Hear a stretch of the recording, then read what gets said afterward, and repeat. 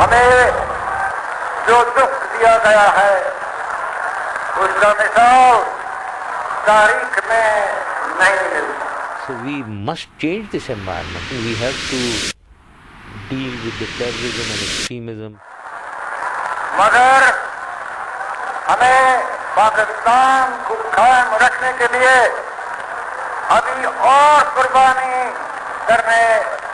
کرنا ہوگی. For they call doing more, yes, we want to do more. It's our war. This is the first time that the people of Pakistan have stood with us. مسلمان مصیبت میں گھبرایا نہیں کرتا.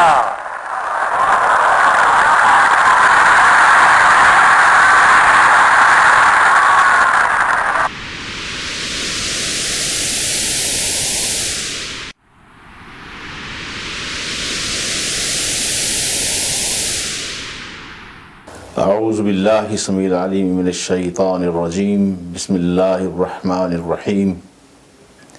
اذا جاء نصر اللہ والفتح ورأیت الناس يدخلون فی دین اللہ افواجا فسبح بحمد ربک واستغفر انہ کان توابا. صدق اللہ العلی العظیم. ربی اشرح لی صدری یسر لی امری واحلل عقدۃ من لسانی یفقہوا قولی. ربنا تقبل منا انک انت السمیع العلیم. آمین یا رب العالمین. السلام علیکم ورحمۃ اللہ وبرکاتہ. ناظرین، ترجیح پروگرام کے ساتھ میں ہوں آپ کا میزبان سمیع اللہ ملک. پروگرام شروع کرنے سے پہلے میں ایک چھوٹا سا آپ کو ایک تاریخی واقعہ آپ کے گوش گزار کرنا چاہتا ہوں کہ امیر تیمور کے نام سے ہم سب واقف ہیں جن کو تھوڑا بہت تاریخ سے شغف ہے. امیر تیمور اپنی فتوحات کا 25 سالہ جشن منا رہا تھا تو ایک لوہار نے بہت ڈرتے سہمے ہوئے جھکتے ہوئے اسے کورش بجا لائی اور اس سے کہا کہ اگر جان کی امان پاؤں تو میں کچھ عرض کرنا چاہتا ہوں. تو امیر تیمور اس فتح کے جشن میں اس نے اس بات کا کمال مہربانی کے ساتھ اس کو اجازت دے دی. اس لوہار کو اس نے کہا کہ ہاں تو میں جان کی امان دیتا ہوں. اور جب جان کی امان اس نے حاصل کر لی اس کے بعد اس نے کہا کہ اے امیر، جب آپ فوج میں نہیں گئے تھے تو تب میں ایک لوہار تھا اور فوج کے گھوڑوں کی نالیں لگایا کرتا تھا. جب آپ فوج میں داخل ہوئے، فوج کے اندر آپ نے شمولیت اختیار کی ایک معمولی سپاہی کی حیثیت سے، تو تب بھی میں لوہار تھا. پھر ایک سردار سپہ سالار نے آپ کی بہادری کو دیکھ کے آپ کو ایک چھوٹے سے فوج کا سپہ سالار بنا دیا، کمانڈر بنا دیا، تب بھی میں لوہار تھا. پھر آپ بڑھتے بڑھتے آپ کی فتوحات بڑھتی گئیں اور آپ کئی سال جو تھے وہ اپنے ملک سے باہر فتوحات میں مشغول رہتے تھے اور اس کے بعد جب واپس آتے تھے تو بے شمار انعام و کرام اپنے لیے سمیٹ کے لاتے تھے، افواج کے لیے لاتے تھے، تو تب بھی میں لوہار تھا. اور آج آپ 25 سال کا جو جشن منا رہے ہیں اپنی فتوحات کا، تو آج بھی میں لوہار ہوں. تو مجھے بتائیے کہ میری زندگی میں تو کوئی تبدیلی نہیں آئی. میں تو آپ کی فتوحات کا جشن تب مناؤں گا کہ اگر میری زندگی میں کوئی تبدیلی ہوتی، میں لوہار سے کچھ اور بن جاتا. میری پسماندگی جو پہلے دن سے تھی وہ آج بھی ہے، اور مجھ پہ جو حکمرانی جو پہلے جس انداز سے کی جاتی تھی وہ آج بھی ہے. چہرے بدلتے ہیں لیکن حکمران تو ویسے کے ویسے رہتے. ناظرین، یہ چھوٹی سی کہانی بڑی مختصر سی اختصار کے ساتھ اس لیے آپ کو سنائی کہ اگر آپ غور فرمائیں کہ 64 سالوں سے ہمارا ملک پاکستان الحمدللہ ایک آزاد ہوا، اس نے آزادی حاصل کی، لیکن کیا وجہ ہے کہ ہمارے ملک کے اندر عوام کو وہ سہولت، وہ آزادی، وہ جو سکون ہونا چاہیے وہ ناپید ہے، وہ نظر نہیں آ رہا.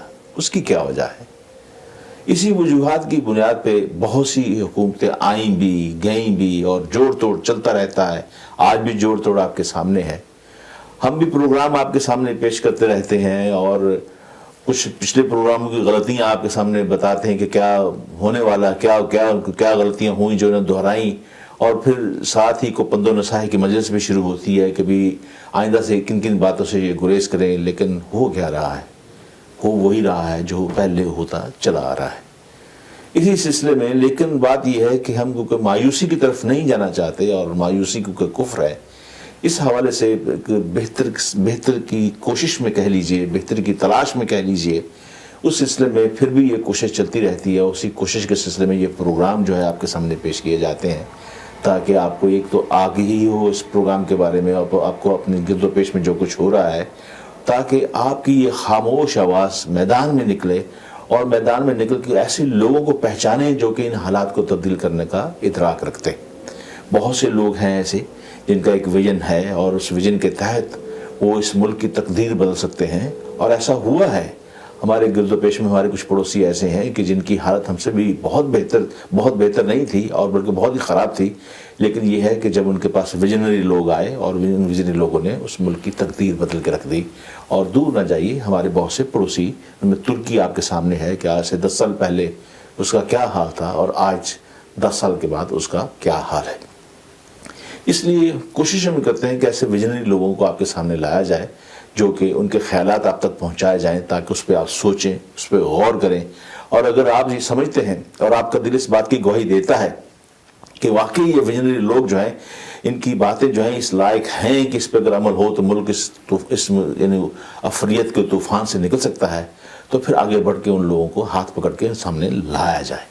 آج اسی سلسلے میں ہم نے پھر بریگیڈیئر عثمان خالد صاحب کو یہاں پہ اسی پروگرام کے سلسلے میں بلایا ہے تاکہ ان سے آج پھر ہم بہت تلخ و شیریں باتیں کریں گے. ان کی ویژنری کے حساب سے کچھ باتیں ان کے سامنے رکھیں گے، ملک کے حالات کے بارے میں. اب ان کی کیا رائے ہے بدلتے حالات کے بارے میں، وہ اس ملک کو اس بدلتے حالات میں اس مشکل سے نکالنے کے لیے کیا راستہ تجویز کرتے ہیں.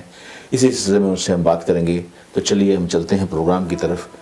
بغیر صاحب السلام علیکم. وعلیکم السلام. میں بہت مشکور ہوں کہ آپ پھر تشریف لائے، اور جیسا کہ میں نے اپنے اس تجزیے میں نے عرض کیا کہ ویژنری لوگ تو ہیں ہمارے پاس، لیکن یہ ہے کہ ان کے خیالات کے ساتھ اب ہماری خاموش اکثریت کو اب میدان میں کھل کے آنا چاہیے، نکلنا چاہیے، تاکہ ان لوگوں اگر تو اس لوگوں کے پروگرام کے ساتھ اتفاق کرتے ہیں تو پھر انہیں کھل کے سامنے آنا چاہیے کہ یہ ملک سب کا ہے، آپ کا ہے، میرا ہے، سننے والوں کا ہے، ناظرین کا، سب کا ہے. تو اس حوالے سے آپ کیا فرمائیں گے؟ یعنی آپ کا ویژن کیا کہتا ہے کہ کیا ہماری جو خاموش اکثریت ہے کیا وقت نہیں آ گیا کہ وہ باہر نکلے؟ پاکستان کے 47 بلکہ 40 سے شروع کرتا ہوں. جب سے پاکستان ریزولوشن پاس ہوا، ہم نے 1906 میں مسلم لیگ بعد وجود میں آئی. 46 سال ہمیں لگے یہ فیصلہ کرتے ہوئے کہ ہم سیپریٹ ہوم لینڈ چاہتے ہیں یا نہیں. 46 سال میں ہم نے فیصلہ کیا کہ ہمیں علیحدہ ملک چاہیے. اور جب ہم نے یہ فیصلہ کر لیا کہ ہمیں یہ کیا چاہیے، تو 7 سال کے عرصے میں وہ ہم نے مقصد حاصل کر لیا. تو مقصد کا تعین جو ہے وہ بعد کا بہت مشکل ہو جاتا ہے اور ہم راہ سے بھٹک جاتے ہیں، کیونکہ راہ کا تعین تو مقصد کے تعین کے بعد ہی ہوتا ہے. جی جب آبجیکٹو نہ جانا کہاں یہ نہ پتہ ہو تو پھر راستے کا تعین تو بڑا مشکل ہو جاتا ہے. تو ہم نے جب مقصد کا تعین کر لیا تو راستہ بھی ہمارے لیے مقرر ہو گیا، اور 7 سال میں ہم نے اس کو حاصل کر لیا. اس کے بعد ہمارے پاس کوئی راستہ نہیں تھا اور ہم جھگڑنے شروع ہوئے کہ ہم بنگالی پہلے ہیں کہ پنجابی پہلے ہیں یا کیا ہے.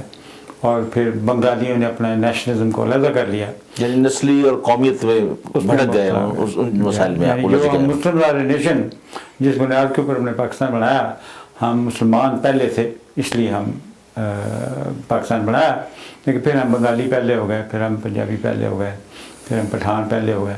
اور اس کی وجہ سے ہو سکتا تھا کہ یہ 1971 میں بھی پاکستان کے 4 ٹکڑے ہو جاتے، مزید 4 ٹکڑے اس وقت بھی ہو سکتے تھے. لیکن اس وقت ایک ویژنری آدمی تھا جس کا نام ذوالفقار علی بھٹو تھا، اور اس نے پاکستان کو اس وقت پاکستان کو بچایا. اور اس بچانے میں 93,000 POW تھے، علاقہ ہندوستان نے قبضہ کیا ہوا تھا، ایسٹ پاکستان ہمارے ہاتھ سے جا چکا تھا. لیکن اس کے باوجود، سب کچھ ہونے کے باوجود، ایک باعزت طریقے سے وہ 93,000 POW واپس آئے. نہیں تو وہ تو مقدمہ چلانا چاہ رہے تھے ان کے اوپر. علاقہ بھی واپس ہوا، line of control cease fire line کی جگہ ہوئی. تو ہم ایک آنریبل قسم کی بائیلیٹرل سیٹلمنٹ میں کامیاب ہوئے، جو کہ ایک شکست خوردہ قوم کے لیے بڑی کامیابی تھی، کیونکہ ہمیں شکست تو ہماری بالکل کمپلیٹ تھی. ایسٹ پاکستان میں 93,000 POW کا ہتھیار ڈالنا میرے حال میں مسلمانوں کی یہ تاریخ میں سب سے بڑی عظیمت تھی. اتنی بڑی فوج نے کبھی ہتھیار نہیں ڈالے تھے. لیکن اس سے ہم پھر ہماری قوم نے سوشلزم اور اسلامزم کے چکر میں پڑ گئی جی جی اور اس چکر میں راہ تو نہیں نہ مقصد تھا اگر تعین ہو چکا کہ ہم سوشلسٹ کمیونسٹ اسٹیٹ بننا چاہ رہے تھے. جی ہم نے نظام مصطفیٰ تحریک چلی اور ذوالفقار علی بھٹو کو نظام مصطفیٰ تحریک نے اس کا تختہ الٹ دیا. تو ضیاء الحق آیا, اس نے پھر آپ کے ملک میں اسلام نافذ کرنے کی کوشش کی اور پاکستان کی آئین میں اس قسم کی امینڈمنٹ کی گئی. جی تو لہٰذا ہم ایک سیکولر سوشلزم اور اسلامک نیشنلزم کے ایک جیسے کہ یہ ایک دوسرے کی ضد ہوں اس چکر میں پڑے رہے اور ابھی تک ہم اس ضد سے نکلے نہیں. جی. اور آج ہمارے اوپر جو حکمران ہیں یعنی مشرف کے زمانے میں بھی اور اس کے بعد اسد زرداری گیلانی کی جو حکومت ہے یہ اپنے آپ کو سیکولرسٹ کہتے ہیں. یعنی انہوں نے اپنے دور قومی نظریے کی بھی نفی کی اور آپ کی تاریخ جو ہے اس سے بھی روگردانی کی اور اس سے کوئی سبق حاصل نہیں کیا. اس وقت جس جگہ پر ہم کھڑے ہیں وہ یہ ہے کہ یہ ایک ہماری کامیابیاں کیا ہیں؟ ہماری کامیابیاں افغانستان جہاد میں حصہ لینا اور اس میں کامیابی حاصل کرنا جس کی وجہ سے سوویت یونین ٹوٹا, روس بنا اور 6 ملک آزاد ہوئے. یہ ہماری بہت بڑی کامیابی ہے. ہم نے افغانستان کو آزاد کرایا. یہ پہلے پروگرام میں بھی کہہ چکا ہوں کہ یہ کامیابی ہم اون نہیں کر رہے. ہم تو یہ کہہ رہے ہیں کہ ہمیں افغانستان کے جہاد نے کیا دیا, کلشنیکوف کلچر اور ہیروئن کلچر دیا. نو سر, اس نے دنیا اسلام کی سب سے بڑی فتح جو سیکنڈ ورلڈ وار کے بعد ہوئی ہے وہ ہم نے حاصل کی. باقی تو جدوجہد جو تھی وہ اس میں لڑائی نہیں تھی. یہ تو بھی سپر پاور کے ساتھ ہم نے لڑائی کی اور اس لڑائی میں اس میں ہم کامیاب ہوئے. ہم نے اس کامیابی کو اون نہیں کیا اور اس کے بعد نیوکلیر پاور بنے. اس کامیابی کو بھی ہم کہتے ہیں کہ نیوکلیر پاور تو ہماری مصیبت بن گئی ہے ہمارے لیے, حالانکہ یہ بھی حقیقت نہیں ہے. تو ابھی ہمارے ملک میں ایک سبورسو کلاس پیدا ہو گئی ہے. پہلے یہ سبورشن جو تھی وہ کنفیوز قسم کی تھی اور پتہ نہیں چلتا اس کا سورس کیا ہے. ابھی اس کا سورس انڈیا اور امریکہ ہے. یہ دونوں سیکولرزم آپ کے اوپر ایک نافذ کرنا چاہتے ہیں اور دوسری طرف اس کا ریئیکشن ہو رہا ہے جس کو میں تکفیری اسلام کہتا ہوں. تو وہ دونوں جو ہے انہوں نے ہمیں کنفیوز کر کے رکھا ہوا ہے اور اس کنفیوژن میں ہم ایک کلیئرٹی پیدا کرنے کی کوشش کر رہے ہیں اور یہ کلیئرٹی جو ہے ایک مقصد کا تعین کرے گی اور اس مقصد کے ذریعے سے ہماری راہ کا تعین ہوگا. ٹھیک ہے صاحب, آپ نے تکفیری کا ذکر کیا. آپ نے پہلے تو گفتگو آپ نے یہ فرمایا کہ پہلے ایک ویژنری آدمی تھا ذوالفقار علی بھٹو صاحب اور اس کے بارے میں, لیکن یہ ہے کہ اس میں کوئی شک نہیں کہ اس وقت اب تک ایک تقسیم موجود ہے, اب تک لوگوں کی رائے موجود ہے کہ جو کہ آپ کی رائے سے شدید اختلاف بھی رکھتے ہوں گے کہ کچھ لوگ تو یہ بھی سمجھتے ہیں کہ پاکستان کے ٹوٹنے کا ذمہ دار ذوالفقار علی بھٹو صاحب ہی تھے اور یا ان کا وہ سیاسی ویژن تھا جو وہ چاہتے تھے. بہرحال ایک الگ بحث ہے. لیکن آپ نے کیونکہ افغانستان کا ذکر کیا اور کیونکہ اس میں کوئی شک نہیں کہ افغانستان ایک بہت ایک برننگ ایشو ہے اس وقت, بلکہ عالم اسلام ہی نہیں بلکہ پوری دنیا میں اس وقت سب سے برننگ ایشو اگر دیکھا جائے تو اس وقت وہ افغانستان کا ایشو وہ چل رہا ہے, جس کی وجہ سے بہت سے اور مسائل پیدا ہو چکے ہیں اور پاکستان خاص طور پر پاکستان کی اپنی سلامتی کو بہت سے خدشات لاحق ہو گئے ہیں. آپ کیا کہیں گے؟ ابھی ریسنٹلی صدر اوباما صاحب نے 10,000 فوج کا انخلا کر اس میں جو اعلان کیا کہ فوجی نکالیں گے اور 30,000 فوجی افغانستان سے نکالنے کا انہوں نے جو پروگرام دیا ہے اور یہ بھی اعلان ہو چکا ہے کہ امریکہ کی تمام فوج جو ہے وہ 2014 تک یہاں سے نکل جائے گی. لیکن بہت سی باتیں اور بھی سننے میں آ رہی ہیں کہ اگر دیکھا جائے تو یہ 30,000 فوجی وہی ہیں جو اوباما صاحب نے آ کے 30,000 فوجی مزید بھیجے تھے. یعنی اس کا مطلب یہ ہے کہ گویا بش کے زمانے میں جو فوجی یہاں پہ آ چکے تھے ان میں کوئی خاص کمی نظر نہیں آئی, بلکہ ابھی تک ان فوج میں 20,000 کی فوج بھی ابھی تو انخلا کے بعد بھی اس کی افواج میں 20,000 کی یعنی نمبر اس کا زیادہ ہوگا. لیکن یہ بھی سننے میں آ رہا ہے کہ امریکہ جو ہے افغانستان کے اندر جانے کا کوئی پروگرام نہیں رکھتا. یہ بھی سننے کو کرزئی صاحب کے اپنے ایک بیان میں کہا ہے کہ امریکہ نے ہم سے مطالبہ کیا ہے کہ ہم مزید یہاں پہ آپ کے ساتھ 50 سال کا معاہدہ کرنا چاہتے ہیں کہ تاکہ اس میں ہماری کو 30 سے 35,000 افواج یہاں پہ رہیں, اور اس کے لیے بغیر طور پہ اس نے 4 بہت بڑے فوجی اڈے جو ہیں اس نے وہ تعمیر بھی کیے ہیں, بہت $1 بلین کے حساب سے خرچ بھی کیا ہے. آپ کیا سمجھتے ہیں کہ واقعی افغانستان سے امریکہ نکل جائے گا؟ یہ امریکہ کی پلان جو ہے وہاں سے نکلنے کی بھی ہے اور نہ نکلنے کی بھی ہے. جی, نکلنے کی یوں کہ وہ بھی اپنے فوجیوں کو مروانا نہیں چاہتا اور باقی جو آئی ایف کے فورسز ہیں وہ بھی تقریباً سب ملکوں نے اعلان کر دیا کہ ہم بھی نکلنا چاہ رہے ہیں. لہٰذا اس وقت نہ نیٹو نہ آئی ایف نہ امریکہ کوئی بھی وہاں پر فوجیں رکھنے کے لیے تیار نہیں ہے. لیکن ایک مقصد یہ نہیں ہے کہ انہوں نے اپنا آبجیکٹو چینج کر لیا. جی ان کا آبجیکٹو یہ ہے کہ سینٹرل ایشیا چونکہ بہت اہم خطہ ہے اور اس خطہ زمین میں اگر انہوں نے اپنا اثر و رسوخ قائم رکھنا ہے، کیونکہ یہ اس وقت روس اور چین اور مڈل ایسٹ کے درمیان یہ خطہ زمین ہے. جی جی پاکستان کی اہمیت بھی اسی وجہ سے ہے کیونکہ ہم اس ایریا کی نیبرہڈ میں رہتے ہیں. جی جی تو لہذا اس نے اس میں اثر رسوخ رکھنا ہے. لیکن ایک اثر رسوخ ہوتا ہے ایک ایسے ملک کا جو کہ 7,000 میل دور ہے، جی جی اور دوسرا اثر رسوخ ہوتا ہے جو ہمارا ہمسایہ یا اس علاقے میں رہتا ہے. جی اس لیے ابھی ہمارے جیسے کہ ہمارے مدبر لیڈر 1940-47 کے درمیان قائد اعظم رحمۃ اللہ علیہ قسم کے اور علامہ اقبال قسم کے لوگ جو تھے، انہوں نے ہمارے لیے مقصد کا بھی تعین کیا اور قائد اعظم نے راہ کا تعین کیا. جی. اور راہ کی مدد سے ہم نے یعنی ہمارے جو 1 ملین لوگ مارے گئے جی. وہ پاکستان کے اعلان کے بعد مارے گئے. جی. پاکستان بن چکا تھا، اس وقت جی. اعلان ہو چکا تھا. تو وہ اس کا جو غم غصہ جو ہندوؤں کا تھا، سکھوں کا تھا ہمارے خلاف، اس کی وجہ سے مارے گئے. لیکن جہاں تک قائد اعظم کی کامیابی ہے اس میں کوئی شک نہیں ہے کہ وہ اتنی بڑی کامیابی تھی کہ اتنا دنیا اس وقت دنیا کا سب سے بڑا مسلمان ملک پاکستان تھا. جی. وہ انہوں نے بنا دیا اور بغیر کسی. اور یہی اسی وجہ سے میں جو سینٹرل ایشیا کے 6 ملک آزاد ہوئے ہیں، میں ان کو سمجھتا ہوں کہ یہ بھی بہت بڑی آزادی ہے کہ انہوں نے بھی کوئی جدوجہد کوئی بندے نہیں مروائے. جی صحیح. کوئی روس کے خلاف لڑائی نہیں لڑی، لڑائی افغانستان میں ہوئی اور وہ آزاد افغان جہاد کے ثمرات میں وہ ان کو آزادی مل گئی، آزاد ہوئے.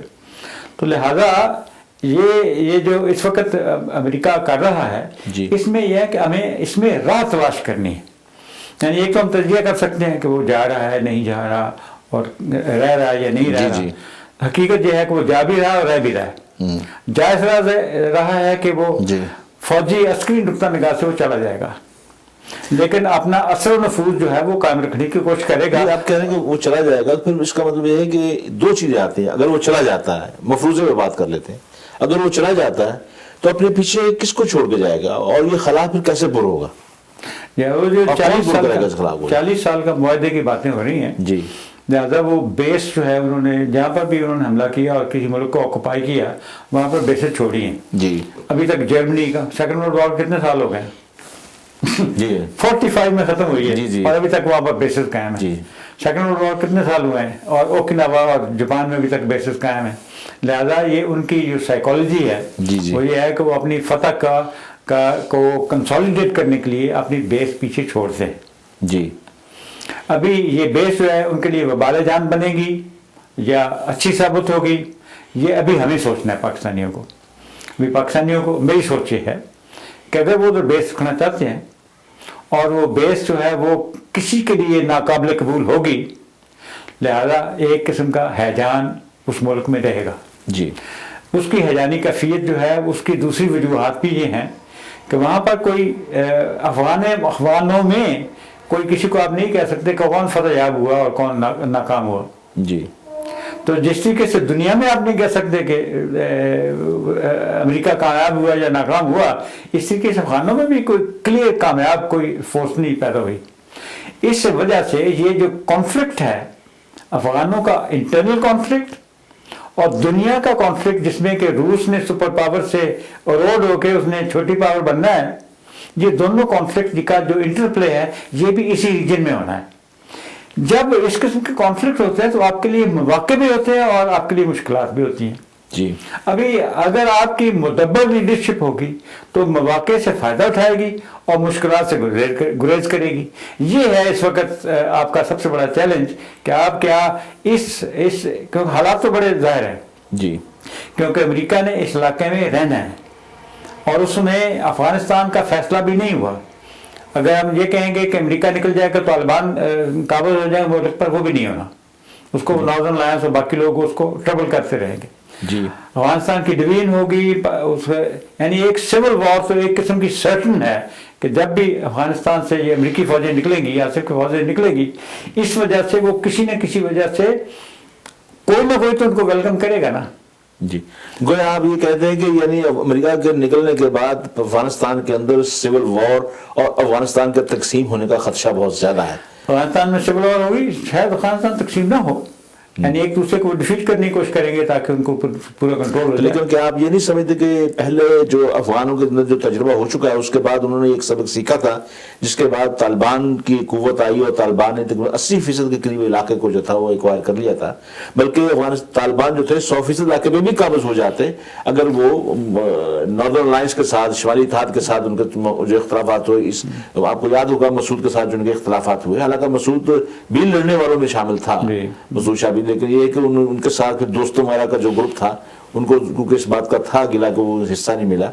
लेकिन आप नहीं समझते कि अब तो वो भी ज़रा मैच्योर हो चुके हैं और उन्हें पता है कि इससे इस फेज से गुजर चुके हैं, और आप कैसे कह सकते हैं कि भाई बाकायदा तौर पर अफगानिस्तान के तालिबान जो है ग्रोहों के दरमियान फिर से यानी कि लड़ाई शुरू हो जाएगी? आप अगर लड़ाई होती है तो आप नहीं समझते कि उन लड़ाई के पीछे को और स्टेक होल्डर्स होंगे वो उनको उनकी मदद करेंगे? ये जो नॉर्दर्न इलाका है, नॉर्दर्न अलायंस भी बना, यहाँ ताजिक और उज़्बेक लोग रहते थे जी, यहाँ पर कोई ख़ास जहाद नहीं हुआ, लेकिन अभी तालिबान वहाँ पर जाने शुरू हो गए हैं जी।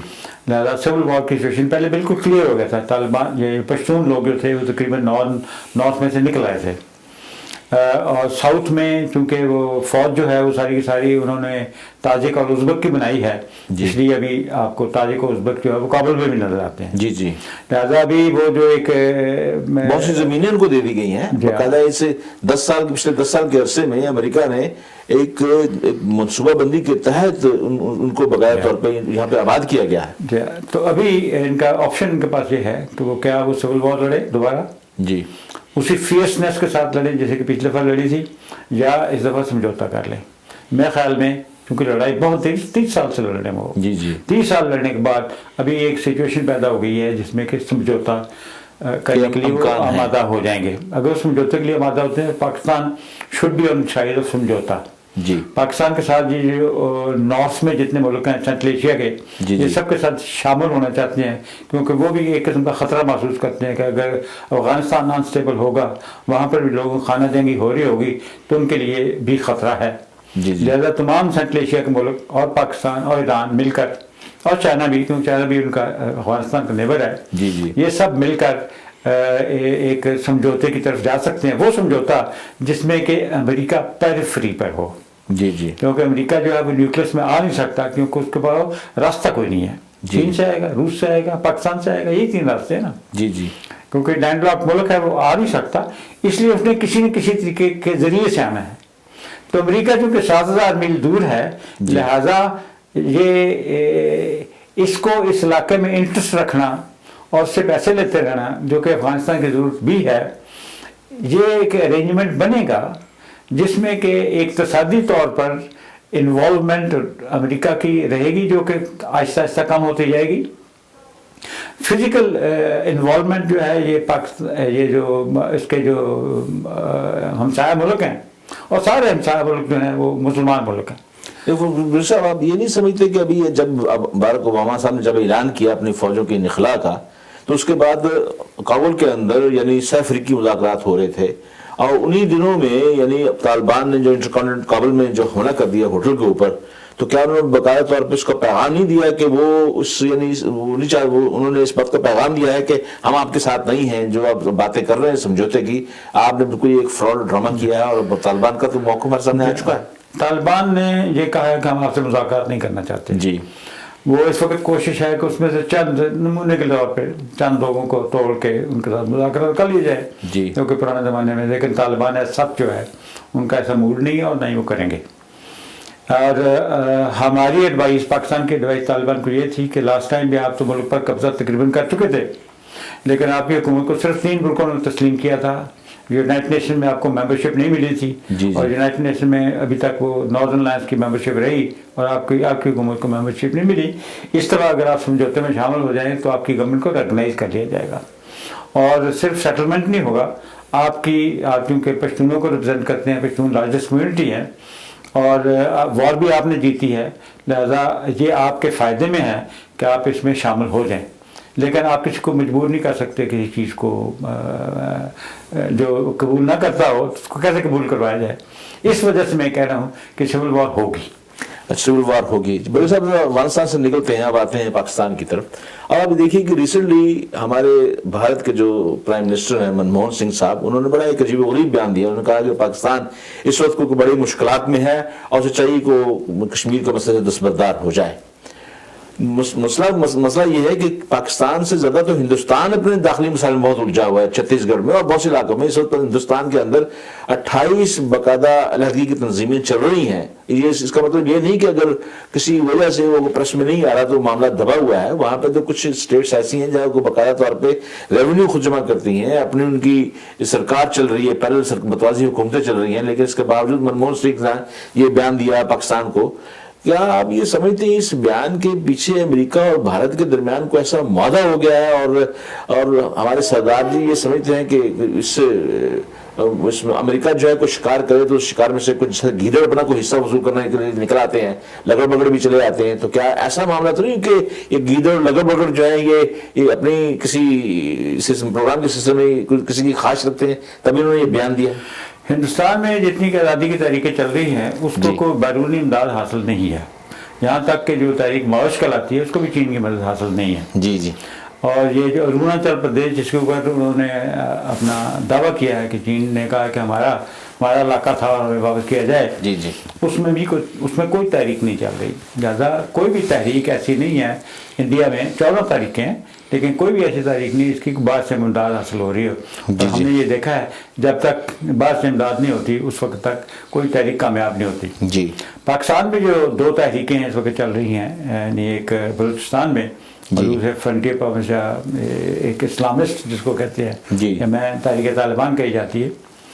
تحریک طالبان کا مقصد جو ہے وہ پاکستان میں اسلامی نظام کے نام کے اوپر پاکستان کے اوپر قبضہ کرنا، جس طریقے سے انہوں نے افغانستان کے اوپر قبضہ کیا تھا بزور شمشیر، یعنی بزور بندوق، اس طریقے سے، اور انہوں نے سوات کے اوپر قبضہ کر کے وزیرستان پہ قبضہ کر کے انہوں نے دکھایا کہ وہ کر سکتے ہیں.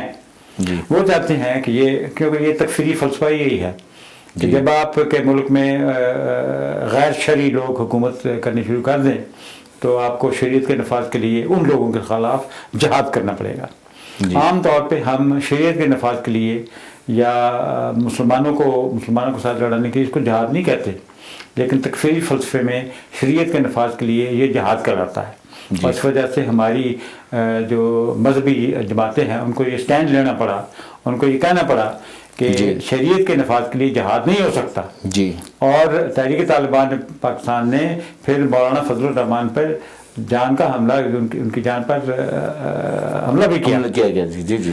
تو یہ آپ تحریک طالبان پاکستان تکفیری جماعت ہے. جی. ان کا مقصد پاکستان پر قابض ہونا ہے. اور آپ سمجھتے ہیں کہ اس تکفیری گروپ سے یہ تکفیری گروپ ہے تو اس کو کس ملک کی حمایت حاصل ہے؟ ان کو حمایت حاصل ہے اس وقت رو کی، موساد کی، CIA کی، تینوں کی، 3 ملکوں بھی ہے اور تینوں انٹیلیجنس آرگنائزیشن جو ہے ان تینوں ان کی مدد کر رہی ہیں. لیکن وہ بخش معاویہ میں کر رہی ہیں. ان کا مقصد یہ ہے کہ مسلمان کو مارنا چاہتے ہیں، جو بڑی اچھی تحریک ہے، مارنے دو ان کو، اور ملک ٹوٹتا ہے تو ٹوٹنے دو، ہمیں کیا. اور وہ ان کو ٹوٹنے سے ان کو فائدہ بھی ہے. لیکن بلوچستان کے اوپر ان کی جو نظر ہے وہ ڈفرینٹ پوائنٹ آف ویو سے ہے کہ وہ چاہتے ہیں کہ یہ خالی علاقہ ہے، کوسٹل اس کے پاس ہے، تو اس کے ساتھ ڈائریکٹلی سینٹرل ایشیا میں ایکسیس وہ پاکستان کے مرہون محنت نہیں ہونا چاہتے. وہ ڈائریکٹلی ایسے علاقے سے ایکسیس چاہتے ہیں سینٹرل ایشیا کو جو ان کی اپنی ہو. میں اس طرف بھی آتا ہوں صاحب، یہ بھی انشاءاللہ یہ بہت امپورٹنٹ چیز آپ نے بتائی ہے. اس پہ تو پورا پروگرام ہم چاہتے ہیں کہ آپ کے ساتھ کیا جائے. لیکن میں پھر اس پہ آتا ہوں کہ اگر آپ سمجھتے ہیں کہ افغانستان سے اگر امریکہ نکلتا ہے اور اس کا انخلا ہوتا ہے تو وہ خلا اگر وہ پر ہوتا ہے، کوئی ایسی امریکہ تو نہیں چاہے گا وہاں پہ کوئی ایسی حکومت بنے جو ان کے خلاف یا بھارت کے خلاف ہو. تو آپ یہ بتائیے کہ اگر امریکہ ادھر نہیں چاہے گا کہ وہ ایسی کو وہاں پہ کوئی ایسا سیٹ اپ بنے جو کہ ان کی تمام محنت میں پانی پھیر دے، اور ہندوستان جو ان کا موچہ ہے اس کے بھی جو اسٹیک ہولڈر اس کے بھی معاملات پورے نہ ہو سکے، اس میں پاکستان کا رد عمل پھر کیا ہوگا؟ اس میں یہ منموہن سنگھ نے کیوں کہا کہ کشمیر سے پاکستان دستبردار ہو جائے گا، اور اس نے پرواہ نہیں کی کہ 14 اس کے ملک میں تحریکیں چل رہی ہیں، ان کو پرواہ نہیں کرتے کہ وہ باعث مدد نہیں ہے. جی. اور ان کو پاکستان کی جو تحریک آزادی کشمیر ہے اس پر امریکہ نے سٹینڈ لے لیا ہے کہ ہم اس کے خلاف ہیں. جی جی جو بھی تحریک میں جو نمایاں اور پیش ہیں ان کو سب انہوں نے ٹیررسٹ آرگنائزیشن ڈکلیئر کر دیا. جی جی لہٰذا انہوں نے تحریک آزادی کشمیر کے مخالفت کا ارادہ ظاہر کر دیا. پاکستان کے جو اس کا مطلب ہے کہ کشمیر کے مسئلے کے اوپر ہمیں امریکہ اور بھارت کو ایک ہی نظر سے دیکھنا چاہیے. دونوں مخالف ہیں اس کے. اور دوسری طرف جو پاکستان کی لیڈرشپ اس وقت خاص طور پہ پریزیڈنٹ اسد زرداری, انہوں نے امریکہ اور بھارت دونوں کو یقین دلایا, جس کی وجہ سے وہ دونوں کہہ رہے ہیں آپ کو جی جی یقین دلایا ہے کہ یہ ابھی معاملہ جو ہے یہ آپ پانی وانی کا کچھ فیصلہ کرا دیں.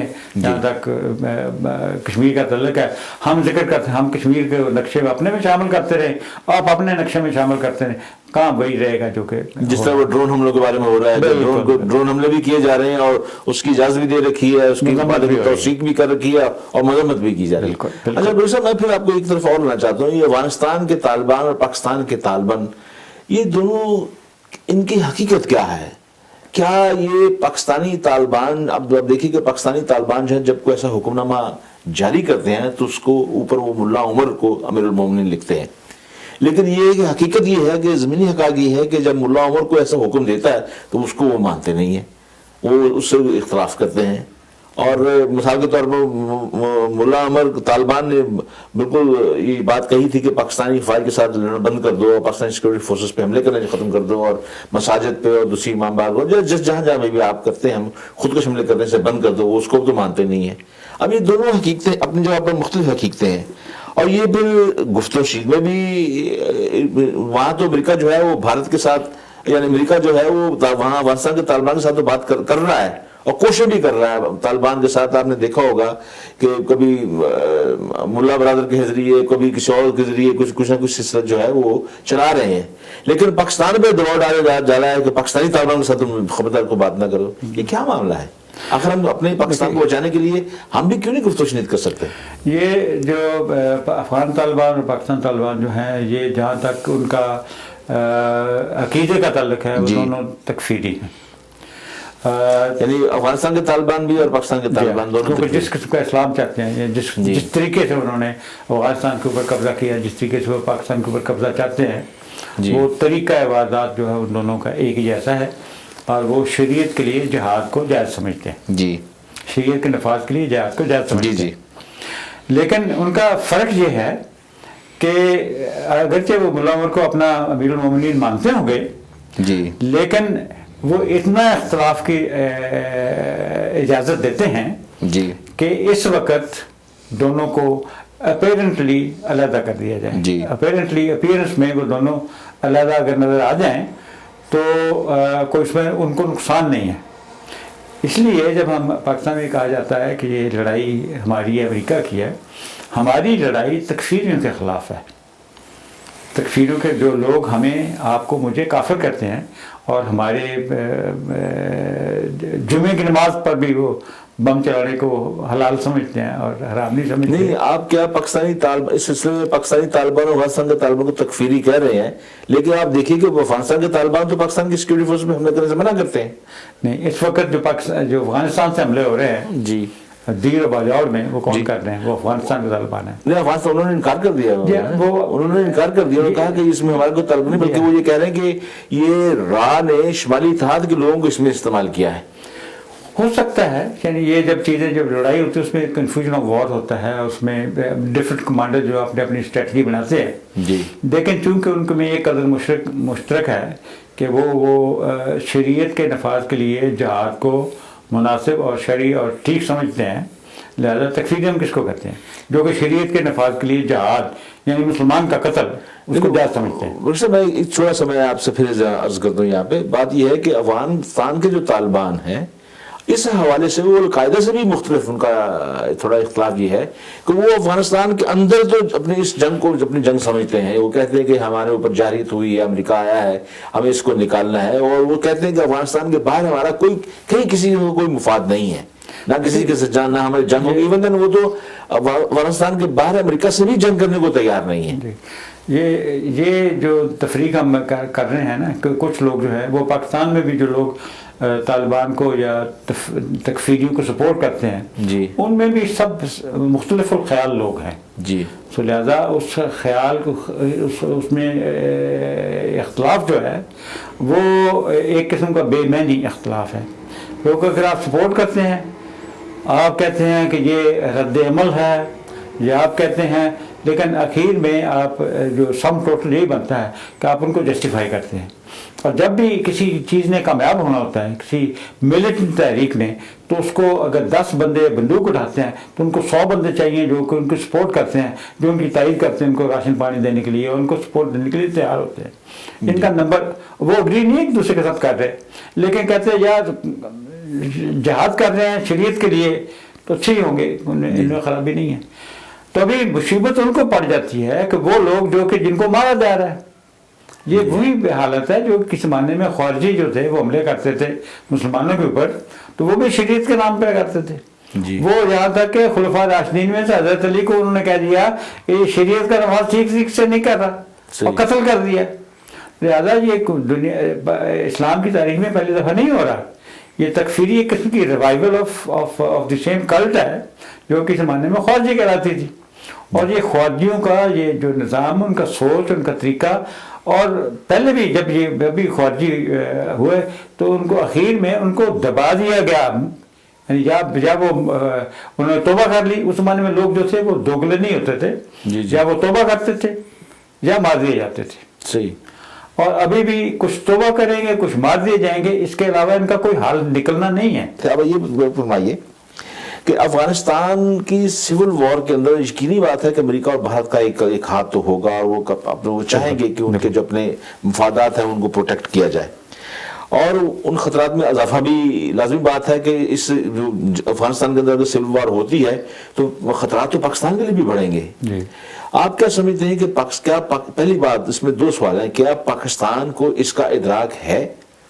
اگر آپ یہ دیکھیے کہ خیبر پختونخوا میں ANP کی حکومت ہے، اور ANP اور PPP ان دونوں کے ساتھ طالبان کا شدید اختلاف ہے، تو آپ کیا کہیں گے پھر اس حوالے سے کہ ہماری حکومت کا ادراک ہے تو اسے کیا کرنا چاہیے؟ جی مجھے خطرہ محسوس ہوتا ہے کہ ہماری حکومت کو ادراک نہیں ہے، اور یہ جو ANP اور پیپلز پارٹی کی حکومت جو کہ اس وقت ہے، جس کو کہ طالبان اپنا دشمن سمجھتے ہیں.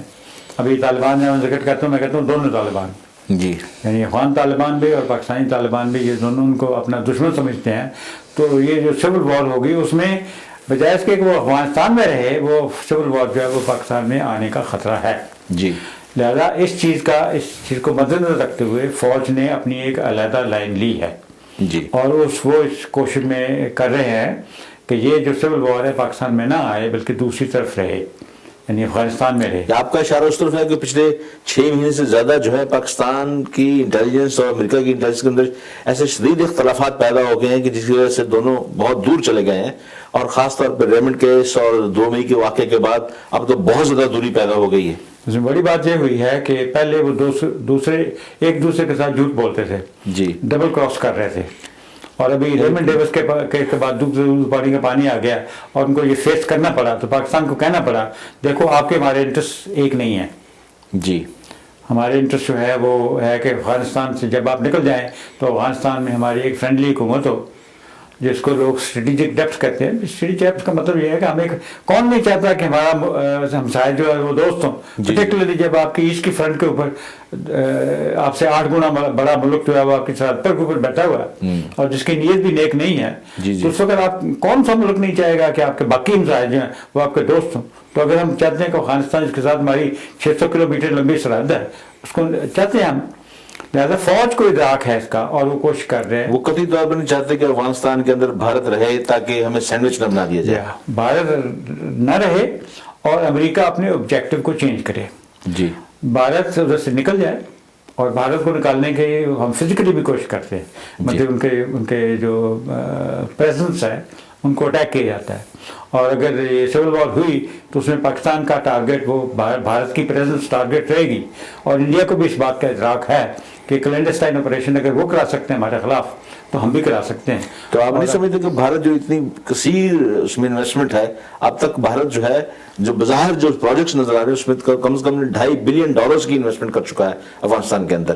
بلکہ ریسنٹلی اس نے پاکستان کے خلاف جو بہت بڑا کام کیا ہے، بہت کم لوگوں کو علم ہے کہ وہ دریائے کابل کے اوپر وہ ڈیم بنا کے دے رہا ہے افغانستان کو، اور تاکہ پاکستان کا پانی جو ہے وہاں سے پھر پانی کو اور ڈائیورشن کر رہا ہے، جس طرح اس نے کشمیر میں پانی کو ہمارے پر تقسیم کیا اور اس کا رخ چینج کر دیا ہے. یہ بھی تو وہ کام کر رہا ہے نا اس میں. جب اس کی نیت تو ظاہر ہے اس کا ہمیں کوئی شک نہیں ہے کہ بات کی نیت کیا ہے. جی. لیکن یہ ہے کہ افغانستان میں جس طریقے سے ہم کشمیر میں، اور یہ ہم پچھلے پروگرام میں کہہ سکتے ہیں، کشمیر میں ابھی کبھی بہت عرصے سے ہم یہ پرابلم حل کر چکے ہوتے ہیں. جی. ابھی اس وقت کی جو فوج ہے وہ اس کو چونکہ ادراک بھی ہے اور ان کو یہ بھی پتا ہے کہ ہمارے پاس کیپبلٹی ہے. اگر یہ فوجیں نکل جاتی ہیں باقی دنیا کی، جی، تو پھر ہم یہ ہم اس کو امپوز کر سکیں گے. ہم بھی کلینڈسٹائن آپریشن کر سکتے ہیں. ہم انڈیا کی آفٹر آل لینڈ لاک ملک ہے. جی جی. تو انڈیا کے پاس ڈائریکٹ ساتھ تو نہیں ملتی، تو ان کو جانے کے لیے پرابلمس ہے. تو ہمیں ایک ایڈوانٹیج ہے، جیسے کہ ان کو ایڈوانٹیج تھا ایسٹ پاکستان میں، ہمیں ایک ایڈوانٹیج ہے افغانستان میں. اگر افغانستان میں وہ انڈیا فوج بھیجتا ہے، جو لوگ بھیجتا ہے، تو ہمارے زد میں ہے. اور دیکھیں نا، اس وقت جو بھارت ہے وہ اپنا سارا ساز و سامان جو ہے براستہ ایران بھیجتا ہے افغانستان کے اندر. آپ کیا سمجھتے ہیں کہ کیا امریکہ کے جانے کے بعد بھارت بھی اس کے ساتھ چلا جائے گا، یا اس کے بعد اس کا راستہ بند ہوتا ہے تو وہ اور کوئی راستہ اختیار کرے گا؟ یہ ایک قسم کی ہم نے ہماری حکومتوں نے، دونوں حکومتوں میں، پرویز مشرف بھی اور پریزنٹ حکومت نے، انہوں نے اجازت دی ہوئی ہے. اور ہماری پریزنٹ حکومت جو ہے وہ جہاں تک جانے کے لیے تیار ہے کہ وہ ہمارا ہی زمینی راستہ استعمال کر کے کابل کو پہ چلا جائے، دلی سے کابل کی سڑک کھول جائے. آپ نہیں سمجھتے کہ ہلری کلنٹن نے پچھلے دنوں جو افغانستان اور ہندوستان کے درمیان جو پاکستان کے جو تجارتی معاہدہ کروایا ہے، جس میں اس نے افغانستان کو ہندوستان جانے کی راہداری لے کے دی ہے، وہ اسی کا ایک شاخسانہ ہے؟ بالکل. تو ان کی جو اس وقت مقصد جو امریکہ کا اور افغانستان کا اور ہندوستان تینوں کا مقصد یہ ہے کہ یہ ڈائریکٹ جو راستہ جو ہے نا امرتسر سے کابل کا وایا لاہور راولپنڈی، یہ راستہ کھل جائے. تو لہذا یہ جو ایل ایف سی ان کی ہے تھرو ایران، یہ ٹینوس ہے. اس کی اجازت دی ہوئی تھی پاکستان نے، اور چونکہ دوستی بڑی پرانی ہے ایران کی اور ہندوستان کی، اس وجہ سے یہ ہم بھی برا نہیں مناتے تھے، لیکن وہ ویپن اور اکوپمنٹ جو ہے اس کو جانے کی اجازت نہیں دیتے. تو اگر وہاں پر وہ ملٹری پریزنس رکھنا چاہتا ہے تو ملٹری پریزنس کے لیے اس کو امریکہ مدد کرے گا. اپنے ہتھیار وغیرہ جانے سے پہلے وہ شاید انڈیا کو ٹرانسفر کرے. جی. جب وہ انڈیا کو ٹرانسفر کرے گا تو اس وقت ہم ایران، چونکہ ہمارا دوست ملک ہے، اس کو ہم کہہ سکتے ہیں کہ یہ ابھی تمہارا دوست نہیں رہا، انڈیا تمہارا دوست نہیں رہا. تو اس وقت یہ جو بھی نئے حالات پیدا ہوں گے، اس میں آپ کے پاس فورسز اور ریسورسز ہیں کہ ہم بھی کلینڈسٹائن آپریشن کر کے ہماری ایک جنگ، ہمارے لیے ایک فرنٹ کھل جائے گا. جی جی. افغانستان ہمارے لیے ایک فرنٹ کھلے گا، لیکن یہ جنگ ہم نے نہ پہلے ہاری ہے نہ آئندہ ہاریں گے. انشاءاللہ یہ جنگ ہم جیتیں گے. صاحب یہ جنگ ہم جیتیں گے. بہرحال میں آپ کی توجہ ضرورت ہے ایک دفعہ اور ایک لانا چاہتا ہوں. آپ یہ دیکھیے کہ جب سے امریکہ نے انخلاء کا اعلان کیا ہے، اس سے پہلے اگر آپ دیکھیں کہ لندن کے اندر جو کانفرنس ہوئی تھی، اس کے اندر ہندوستان کو ایک سائیڈ لائن کر دیا گیا تھا اور پاکستان کی اہمیت کا ایک یعنی اعلان بھی کیا گیا تھا. اور اب بھی ولیم ہیگ نے اس بات کا اعلان کیا ہے، اس نے کہا ہے کہ افغانستان میں پاکستان کا کردار ایک کلیدی کردار ہے، اس کو تسلیم کیا ہے. جس کے بعد بھارت کو تشویش ہوئی ہے کہ وہ تو as a stake holder Afghanistan میں رہنا چاہتا ہے، اس نے بڑی انویسٹمنٹ کی ہے. اور آپ بھی سمجھتے ہیں کہ اس کے بعد بھارت نے پھر سے دوبارہ مذاکرات کا ڈول ڈالا ہے؟ جس طرح آپ کو پتا ہوگا اب تک جب سے بھارت اور پاکستان کے درمیان اختلاف کشمیر کے مسئلہ شروع ہوا ہے، اب تک 1500 مذاکرات کے ٹیبل سجائے جا چکے ہیں. اور لیکن یہ بات وہی ہے، اور یہ دراصل کمپوزٹ ڈائلاگ نہیں ہوتے، یہ سمجھوتے کی بات نہیں ہوتی، یہ ہیلا سازی کے مذاکرات ہوتے ہیں تاکہ اس میں وقت گن کیا جائے. اب میں چھوٹا سا اس کا بیک گراؤنڈ کا اجازت میں آپ کو بتا دوں. دیکھیے پہلے سیاچین پہ ضیاء الحق صاحب کے زمانے میں اس میں قبضہ کیا. اب انہیں پتہ چل گیا تھا، ایک وقت ایسا آیا مشرف کے زمانے میں کہ انہوں نے فیصلہ کر لیا کہ یہ بہت اونچا اور بڑا سرد محاذ ہے، اس میں بہت اخراجات اٹھ رہے ہیں. اور ہندوستان نے تقریباً جو بیک ڈور ڈپلومیسی چل رہی تھی اس کے بارے میں یہ فیصلہ سنا ہے کہ یہ ہو گیا تھا کہ سیاچین کا معاملہ جو ہے واپس علاقہ جو ہے اس کو واپس کر دیا جائے. لیکن اب ہندوستان نے سیاچین کو رکھنے کا فیصلہ کر لیا کیونکہ اس نے اس کو ایک پریکٹس گراؤنڈ زمین کے طور پر رکھ لیا تاکہ چین کے ساتھ اس کی جو جنگ ہونی ہے اس کے لیے اس نے ایک پریکٹس کے طور پر سے رکھ لیا. وہ نہیں چاہتا کہ اس کو دیا جائے. اور وہ باقاعدہ طور پہ وہاں سے پھر وہ کیونکہ سینٹرل ایشیا کی طرف بھی جانا چاہتا ہے اور وہ افغانستان کے ساتھ بھی براہ راست ایک رابطہ رکھنا چاہتا ہے, واق خان کے ذریعے بھی وہ ایک رابطہ رکھنا چاہتا ہے, جس کے اس کی ایک نگاہ ہمارے شمالی علاقوں کی طرف بھی ہے تاکہ اس کی طرف ایک بری نگاہ ہے. اب آپ یہ دیکھیے کہ اس نے پھر کیا یہ مذاکرات جو ابھی اس نے ہوئے ہیں, ابھی جو وزارت خارجہ کی سیکریٹریز جو اس میں جمع ہوئے تھے اسلام آباد میں, وہاں پہ ہوئے ہیں, اور اس میں ادھر بھارت میں منموہن سنگھ نے یہ بیان دیا ہے, ادھر جو ان کی سیکریٹری خارجہ آئی تھی نروپما راؤ, انہوں نے ایک بڑا عجیب و غریب بیان دیا. اس نے کہا کہ کشمیر کا مسئلہ بندوق کے سائے سے نکل کے پھر اس کا مسئلہ حل ہو سکتا ہے, کہ بندوق کے سائے سے نکال, گویا وہ پاکستان کو دوسرے لفظوں میں مورد الزام ٹھہرا رہی ہیں کہ ابھی بھی آپ کشمیر کے اندر ہیں اور کشمیر کے اندر نکلیں گے آپ تو پھر اس کے بعد کشمیر کی بات ہوگی, اس سے پہلے آپ دوسرے معاملے طے کر لیجیے. تو آپ نہیں سمجھتے کہ ہندوستان جو ہے بھارت جو ہے پاکستان کو پھر سے دوبارہ کیسے ٹریپ میں لا رہا ہے, اور وہ سمجھتا ہے, جبکہ امریکہ بھی کہتا ہے کہ پاکستان کی سول حکومت تو ہمارے حق میں ہے لیکن فوج پاکستان کی جو ہے ہمارے حق میں نہیں ہے, اور ہندوستان بھی یہی چاہتا ہے اور یہی کہتا ہے کہ بھی کسی طریقے سے پاکستان کی فوج کو ایسی ذک پہنچا دی جائے تاکہ ہمارے راستے آسان ہو جائیں. جی بالکل, یہ آپ ٹھیک کہہ رہے ہیں. اور اس وقت آپ نے دیکھا ہوگا کہ کیمپین چل رہا ہے پاکستان میں کہ پاکستان کی فوج کو ملائن کیا جائے, جی, ان کو بدنام کیا جائے, کہا جائے کہ پاکستان کے دنیا کے اور اس علاقے کے امن کے بیچ میں اگر کوئی رکاوٹ ہے تو وہ پاکستان کی فوج ہے.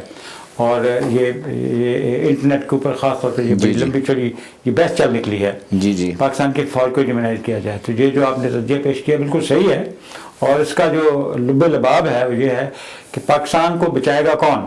پاکستان کی جو پریزنٹ حکومت ہے وہ تو تیار رہی ہے, وہ تو آئی ہے نار کے ذریعے ہے, اور وہ تو ہر بات انڈیا اور امریکہ کی ماننے کے لیے تیار ہے. اور جو آئندہ جس زرداری صاحب نے تو جی جب تشریف لائے تھے حکومت میں آئے تھے تو انہوں نے فوری طور پہ تو منڈیاں بنانے کا مشترکہ منڈیاں بنانے کا انڈیا دیا تھا کہ لاہور دم راستہ کھول دیا جائے, منڈیاں بنا دی جائیں. اور ابھی آپ نے دیکھا ہوگا کہ عمران خان اور نواز شریف جو ہے وہ بھی ڈیمونائزیشن آف آرمی میں شامل ہو گئے ہیں. جی جی, تو لہذا بھی پاکستان کو بچائے گا کون؟ پاکستان کو فوج ہی بچائے گی نا. پاکستان کے عوام بچائیں گے جی, لیکن ان کے لیے لڑے گا کون؟ پاکستان کے عوام کی سپورٹ کے بغیر تو کچھ بھی نہیں ہو سکتا. نہ گورنمنٹ کر سکتی ہے کچھ, نہ فوج کچھ کر سکتی ہے, وہ تو ٹیکن فار گرانٹیڈ ہے. عوام کی سپورٹ کے بغیر کچھ بھی نہیں ہو سکتا, نہ فوج سے نہ گورنمنٹ سے. لیکن اگر ان کے پیچھے عوام ہو تو یہ پاکستان کی فوج جو ہے یہ ان کا مقابلہ کر رہی ہے, کرتی رہے گی, کیونکہ یہ مشرف نہیں ہے اس وقت کمانڈر چیف پاکستان آرمی کا. اس وقت جو لوگ اس وقت کمان میں ہیں ان کو ادراک بھی ہے, سمجھ بھی ہے, اور وہ اہلیت بھی ہے کہ وہ ابھی مقابلہ کر سکتے ہیں. اور اس وجہ سے ان کو ڈیمونائز کیا جا رہا ہے فوج کو, کہ یہ فوج جو ہے کسی طریقے سے کانٹا اس کا نکال دیا جائے تو پھر امن ہوگا, امریکہ بھی خوش ہو جائے گا اور بھارت بھی خوش ہو جائے گا. بلگیر صاحب, دراصل وقت بہت تیزی سے ختم ہو رہا ہے ہمارے اس پروگرام کا. جلدی میں 2-3 چاہتا ہوں سوال کیے جائیں آپ سے, اور اس کو ذرا چھوٹے سوال کائنڈلی آپ اس میں جواب مرحمت فرمائیے گا. ابھی آپ یہ دیکھیے کہ بھارت دریاؤں کے پانی کو کشمیر کے اندر جو ان کا رخ موڑ رہا ہے, اور پاکستان کو باقاعدہ ایک صحرا بنانے کی ایک سازش پہ عمل جاری ہے.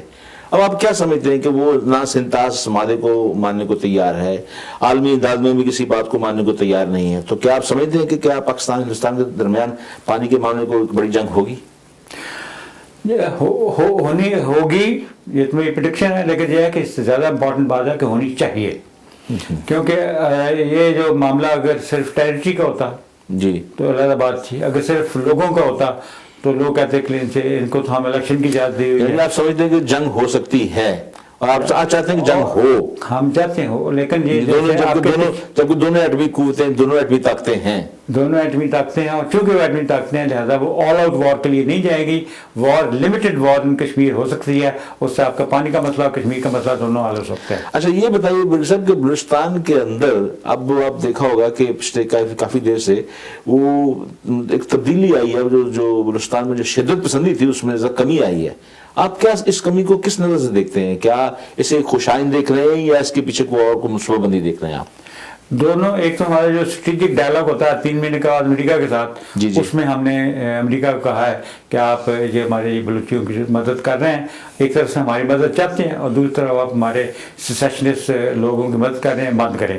تو انہوں نے اپنا ہاتھ کھینچ لیا, رکے نہیں لیکن ہاتھ کھینچ لیا. آپ سمجھتے ہیں کہ امریکہ کے ساتھ پاکستان کے جو ہمارے سیف جو ہمارے 3 مہینے میں مذاکرات ہوتے ہیں, آپ مذاکرات ان کے ساتھ کام ہوں گے یا آپ جو ہونے والے مذاکرات کو حرج نہیں ہوتا, ہوتے رہتے ہیں, لیکن یہ کہ اس میں آپ کہتے کیا ہے, تو ہماری فوج نے جو مذاکرات میں یہ کہا ہے. دوسرا یہ ہے کہ منموہن سنگھ اور سونیا گاندھی یہ پاکستان کے ساتھ جنگ نہیں چاہتے جی اور چونکہ ہمارے جیسے لوگ ہمارے جیسے سرفرے پاکستان میں موجود ہیں اور وہ کہتے رہتے ہیں اور ہمیں انٹرنیٹ کے اوپر ایکٹیو ہیں تو ہم کہتے رہتے ہیں کہ جنگ ہوگی اور ہم جیتیں گے تو ان کو اس بات سے وہ خطرہ محسوس کرتے ہیں لہذا وہ بھی جنگ نہیں چاہتے اس وجہ سے اگر وہ بلوچستان میں انہوں نے بھی ہاتھ کھینچا ہوا ہے امریکہ نے بھی کھینچا اور انڈیا نے بھی کھینچا. اچھا اب آپ یہ بتائیے کہ زرداری صاحب ہمارے جو صدر پاکستان ہیں اور ہمارے پرائم منسٹر گیلانی صاحب جو ہیں وہ تو یہ چاہ رہے ہیں کہ وہ تو امریکہ سے دعائی دے رہے ہیں کہ ہمیں ہماری فوج پاکستان کی فوج سے ہمیں بچایا جائے.